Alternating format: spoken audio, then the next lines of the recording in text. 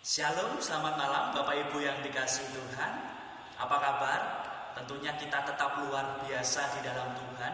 Meskipun saat ini negara kita dan bahkan di seluruh dunia masih mengalami pandemi COVID-19, tapi kita patut bersyukur Tuhan masih memberikan kita kesehatan untuk boleh bersama-sama bersekutu bersama dengan keluarga di rumah masing-masing. Sebelum kita bersama-sama mendengarkan renungan pada malam hari ini, mari kita berdoa, minta tuntunan Tuhan supaya firman Tuhan boleh menguatkan hidup kita. Mari kita berdoa. Bapa, kami mengucap syukur Tuhan atas kebaikan-Mu dalam hidup kami. Kami mengucap syukur atas penyertaan-Mu dari bangun pagi hingga malam hari ini. Dan kami bersyukur diberi kesempatan oleh-Mu untuk boleh bersekutu bersama dengan keluarga ataupun saudara kami di rumah masing-masing. Kami percaya Tuhan hadir di tengah-tengah kami.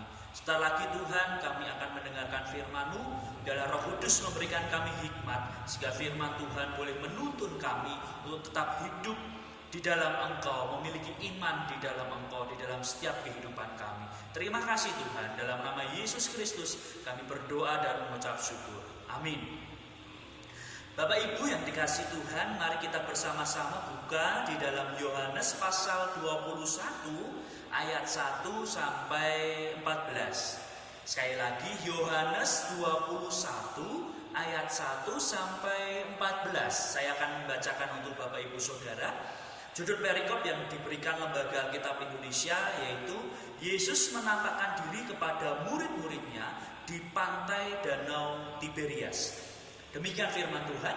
Kemudian Yesus menampakkan diri lagi kepada murid-muridnya di pantai Danau Tiberias dan ia menampakkan diri sebagai berikut. Di pantai itu berkumpul Simon Petrus, Thomas yang disebut Didimus, Nathanael dari Kana yang di Galilea, anak-anak Zebedeus dan dua orang muridnya yang lain. Kata Simon Petrus kepada mereka, "Aku pergi menangkap ikan." Kata mereka kepadanya, "Kami pergi juga dengan engkau." Mereka berangkat lalu naik ke perahu, tetapi malam itu mereka tidak menangkap apa-apa.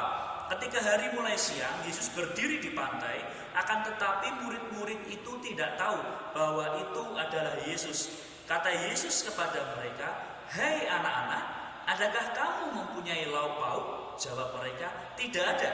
Maka kata Yesus kepada mereka, "Tebarkanlah jalamu di sebelah kanan perahu, maka akan kamu peroleh." Lalu mereka menebarkannya dan mereka tidak dapat menariknya lagi karena banyaknya ikan. Para murid yang dikasihi Yesus itu berkata kepada Petrus, "Itu Tuhan." Ketika Petrus mendengar bahwa itu adalah Tuhan, maka ia mengenakan pakaiannya, sebab ia tidak berpakaian lalu terjun ke dalam danau.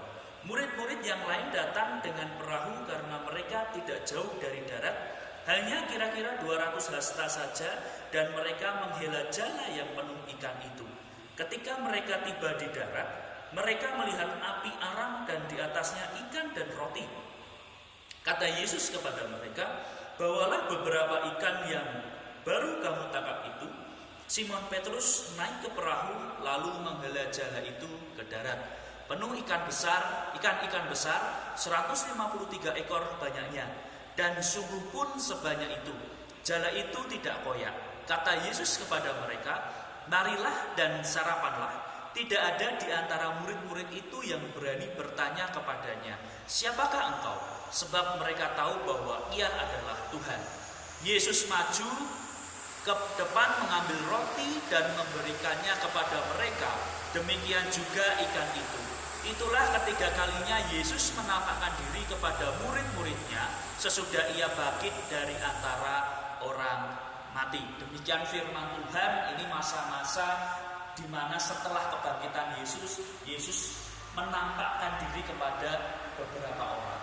Bapak Ibu yang dikasihi Tuhan, firman Tuhan pada malam hari ini saya beri judul kebiasaan baru. Firman Tuhan pada malam hari ini saya beri judul kebiasaan baru. Nah, Bapak Ibu yang dikasihi Tuhan, ada penelitian diperkirakan 90% dari apa yang kita lakukan setiap hari ditentukan oleh faktor kebiasaan. Jadi 90% apa yang kita lakukan setiap hari ditentukan oleh faktor kebiasaan. Contohnya, sesudah bangun tidur kita minum dulu, kemudian mandi, kemudian sarapan, seperti itu. Beda lagi dengan kebiasaan orang lain, mungkin bangun tidur langsung sarapan gitu ya. Ada lagi bangun tidur berdoa dulu baru beraktivitas ya. Jadi diperkirakan 90% apa yang kita lakukan setiap hari ditentukan oleh faktor kebiasaan. Kunci dari kebiasaan adalah pengulangan. Jadi apa yang kita lakukan setiap hari itu ditentukan dari kebiasaan yang kita lakukan setiap hari. Sebuah penelitian menyimpulkan sesuatu yang kita lakukan berulang terus dalam waktu 28 hari akan menjadi kebiasaan kita. Jadi setiap hari bangun tidur melakukan A sampai 28 hari, secara tidak sadar pasti itu akan menjadi kebiasaan kita. Itu sebabnya pendidikan bertopang pada upaya membangun kebiasaan yang baik dalam diri kita. Jadi kalau dikaitkan dengan pendidikan yang baik yaitu bagaimana membangun kebiasaan yang baik dalam diri kita. Kalau pengen punya pendidikan yang baik, ya kebiasaan baik yang diatur, yang menjadi pola kebiasaan dalam hidup kita, sehingga itu tertanam dan muncul di dalam setiap kehidupan kita. Sebab jika tidak, maka kebiasaan buruk yang bakal memerintah kita. Jadi kalau kebiasaan baik dilakukan setiap hari, itu akan menjadi yang diulang-ulang akan menjadi kebiasaan. Tetapi sesuatu yang buruk diulang-ulang setiap hari, maka kebiasaannya juga pasti akan buruk. Yang baik menjadi kebiasaan baik, yang buruk menjadi kebiasaan yang buruk. Nah, Bapak Ibu yang dikasihi Tuhan, selama 40 hari sesudah kebangkitannya, kalau kita baca tadi kisah Yesus menampakkan diri kepada murid-muridnya di pantai Danau Tiberias, selama 40 hari sesudah kebangkitannya, Tuhan Yesus juga berulang-ulang menampakkan diri. Jadi selama 40 hari sesudah kebangkitannya, Yesus berulang-ulang menampakkan diri kepada orang-orang, bahkan para murid. Kalau kita buka di dalam Kisah Para Rasul pasal 1 ayat yang ketiga, kita buka Kisah Para Rasul pasal 1 ayat yang ketiga, di situ dikatakan, kepada mereka ia menunjukkan dirinya setelah penderitaannya selesai, dan dengan banyak tanda ia membuktikan bahwa ia hidup. Sebab selama 40 hari ia berulang-ulang menampakkan diri dan berbicara kepada mereka tentang kerajaan Allah. Jadi ketika Yesus bangkit, tidak langsung naik ke surga, tetapi selama 40 hari sesudah kebangkitannya, Yesus berulang-ulang menampakkan diri. Nah, Bapak Ibu yang dikasihi Tuhan, dia bertujuan membangun kebiasaan baru dalam diri para murid. Yang saya tangkap, kenapa tokoh Tuhan Yesus menampakkan diri berulang-ulang kali setelah Tuhan Yesus bangkit? Ternyata salah satu hal yang saya tangkap, bagaimana Yesus punya tujuan membangun kebiasaan baru di dalam diri para murid. Bayangkan jika tidak, dengan mudahnya mereka kembali pada kebiasaan lama, yaitu menangkap ikan. Kalau kita baca di ayat yang ketiga, kata Simon Petrus kepada mereka, "Aku pergi menangkap ikan." Kata mereka kepadanya, kami pergi juga dengan engkau." Mereka berangkat lalu naik ke perahu, tetapi malam itu mereka tidak menangkap apa-apa. Mereka dari penjala ikan diubahkan Yesus menjadi penjala manusia. Nah, salah satu kenapa Yesus menampakkan diri secara berulang-ulang, Yesus ingin membangun kebiasaan baru supaya mereka tidak kembali ke kebiasaan yang lama, kembali lagi menjadi penjala ikan. Nah, 3 kebiasaan baru apa yang hendak ingin ditanamkan oleh Yesus? Nah, kita akan belajar dari sini kebiasaan baru apa yang hendak Yesus tanamkan kepada murid dan bahkan sampai kita sekarang. Yang dikatakan bahwa kita dulunya manusia baru, manusia lama, tetapi setelah percaya Yesus, kita hidup menjadi manusia baru, tentunya dengan kebiasaan baru, bukan dengan kebiasaan yang lama. Nah, 3 kebiasaan apa yang hendak ditanamkan oleh Yesus? Nah, Bapak Ibu yang dikasihi Tuhan, yang pertama, kebiasaan bersekutu. Ia datang pada saat semuanya kumpul gitu, bersekutu. Kalau kita baca di ayat yang kedua, di pantai itu berkumpul Simon Petrus, Thomas yang disebut Didimus, Nathanael dari Kana yang di Galilea, anak-anak Zebedeus dan 2 orang muridnya yang lain. Nah, di situ dikatakan di pantai itu berkumpul. Nah, jadi yang pertama Yesus datang ketika mereka sedang berkumpul. Jadi Yesus ingin mengingatkan bahwa kehidupan baru seseorang yang tinggal di dalam Tuhan yaitu bersekutu. Yesus ingin mengingatkan, ingin kembali mengulang kebiasaan baru, menanamkan kebiasaan baru di dalam diri para murid yaitu bersekutu. Ketika mereka sedang berkumpul, bisa dikatakan bersekutu, Yesus datang di sana. Itu yang pertama, kebiasaan baru yang ditanamkan. Kemudian yang kedua, kebiasaan mendengar suaranya. Di tepi danau, Yesus terus berkata-kata hingga mereka mengenali suara Tuhannya. Kalau kita baca di ayat yang ke-7, di situ dikatakan, maka murid yang dikasihi Yesus itu berkata kepada Petrus, itu Tuhan. Ketika Petrus mendengar bahwa itu adalah Tuhan, maka ia mengenakan pakaiannya, sebab ia tidak berpakaian lalu terjun ke dalam danau. Ayat yang ke-12, kata Yesus kepada mereka, marilah dan sarapanlah. Tidak ada di antara murid-murid itu yang berani bertanya kepadanya, siapakah engkau? Sebab mereka tahu bahwa ia adalah Tuhan. Jadi, kebiasaan yang ingin ditanamkan oleh Yesus, yang pertama tadi ketika mereka berkumpul, Yesus datang. Yesus mengingatkan bahwa ketika mereka berkumpul, bersekutu, Tuhan hadir di tengah-tengah mereka. Kemudian yang kedua adalah bagaimana kita harus terbiasa mendengar suara Tuhan. Mendengar suara Tuhan. Di mana kita mendengar suara Tuhan? Melalui firman Tuhan. Jadi yang kedua adalah bagaimana kita mendengar suara Tuhan melalui firman-Nya. Kita harus belajar firman-Nya supaya kita mengerti suaranya. Seperti para murid ketika mereka berkumpul, mereka ada yang sempat ragu, ada yang takut. Tetapi Yesus ingin menanamkan di dalam diri mereka. Yesus berbicara sehingga mereka mengenal, oh itu Yesus, itu Tuhan. Kemudian yang ketiga, kebiasaan melayani. Peristiwa sarapan roti dan ikan, kalau kita baca di ayat 13, Yesus maju ke depan mengambil roti dan memberikannya kepada mereka, demikian juga ikan itu. Nah, membawa kenangan mereka kembali ke saat pelayanan bagi ribuan orang dalam mukjizat penggandaan 5 roti dan 2 ikan. Nah, jadi Yesus ketika menemui mereka, Yesus menanamkan kembali.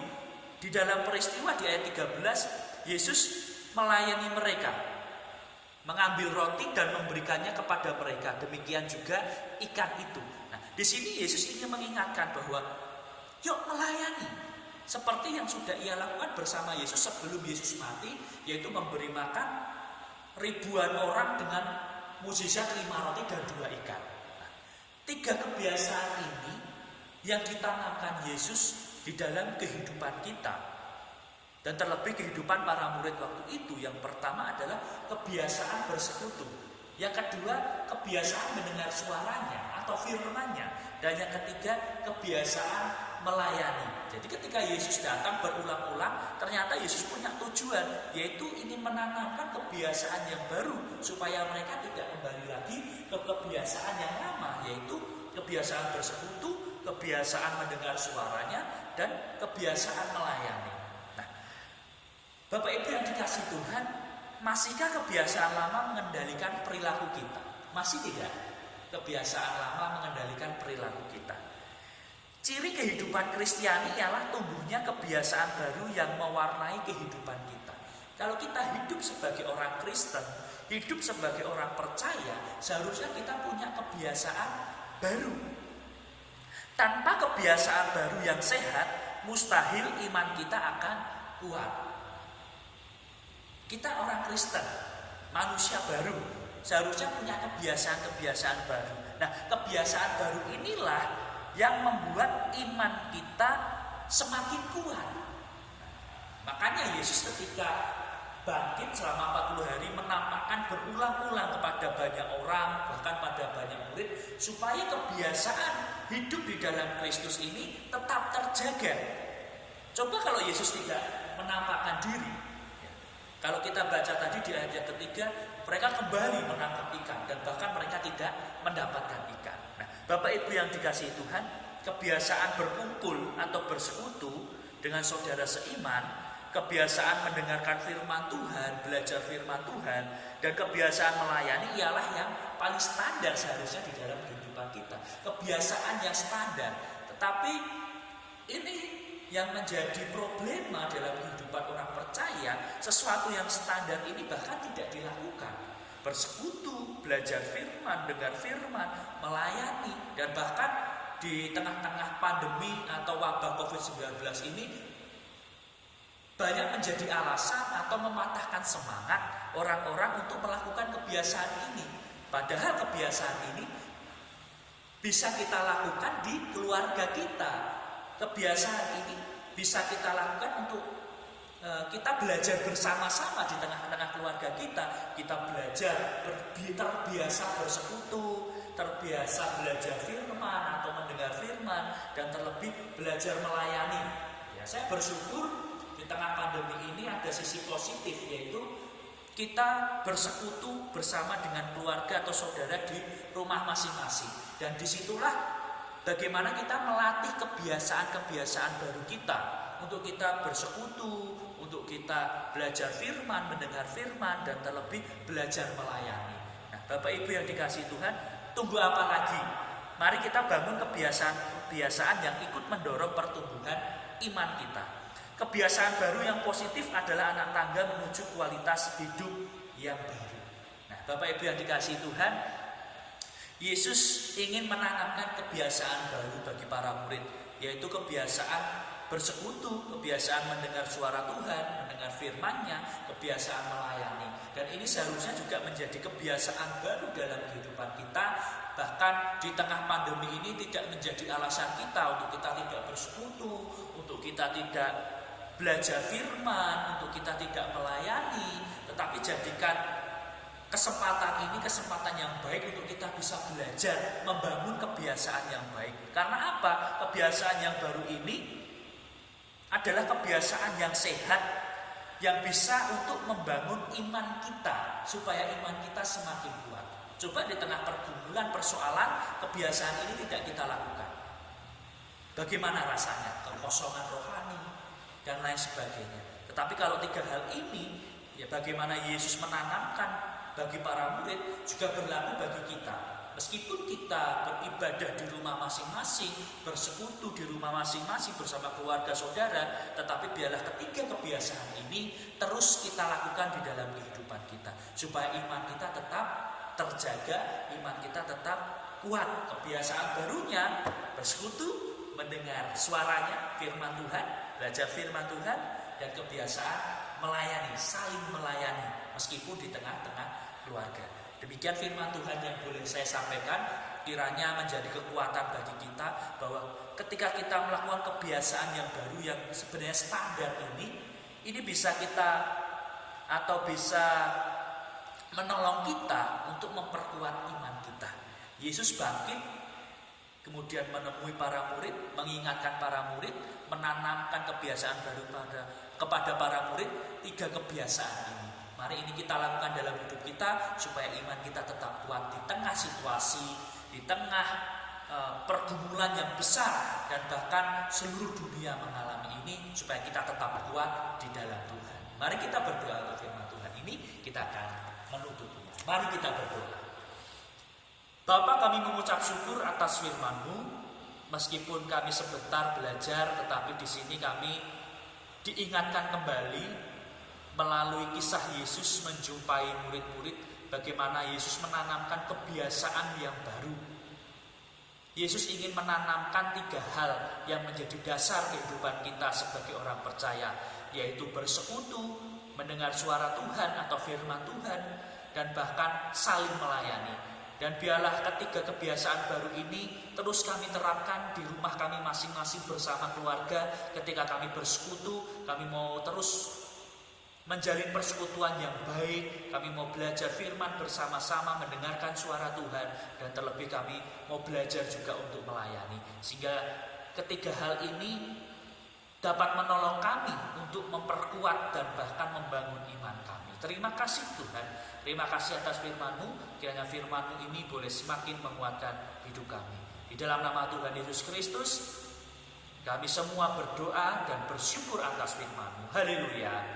Amin. Selamat malam Bapak Ibu yang dikasihi Tuhan.